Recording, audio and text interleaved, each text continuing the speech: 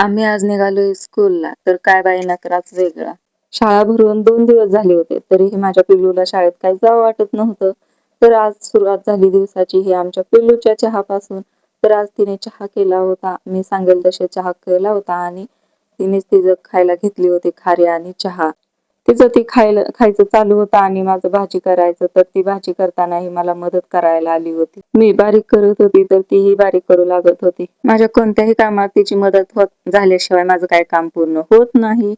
तर मी माझं सगळं काम आवरून घेतलं होतं आणि तिला शाळेला पाठवायचं होतं. त्यामुळे तिला अंघोळ घालून आणली होती आणि तिचे हे नखरे चालूच होतं, की मला कपडे हे घालायचे, ते घालायचे.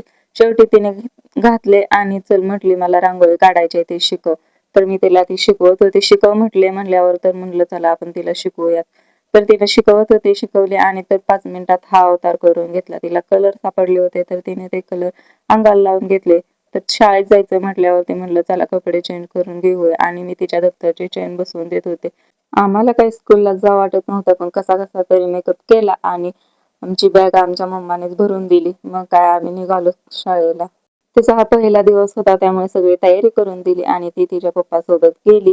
तर 1 तासाभराने शाळा सुटली आणि ती घरी आल्यावरती तिला एवढा आनंद झाला होता, की तिला वाटत होतं मी किती दिवसातून शाळेत गेली आणि कशी मी शाळा शिकून आली. तर आल्यावरती तिचं भात खायचं चाललं होतं आणि इकडे बाजरी हे आणले होते, तर ते बघत होते आणि मिक्सरचं ते खराब झालं होतं, ते आमच्या बसवत होते आणि इकडे आमच्या सासूबाई दळण करत होत्या आणि माझं आतमध्ये चाललं होतं फोटो कसा येतो कसा नाही. तर आजचा दिवस असा होता. तर चला भेटू आपण पुढल्या व्लॉगमध्ये. तोपर्यंत बाय.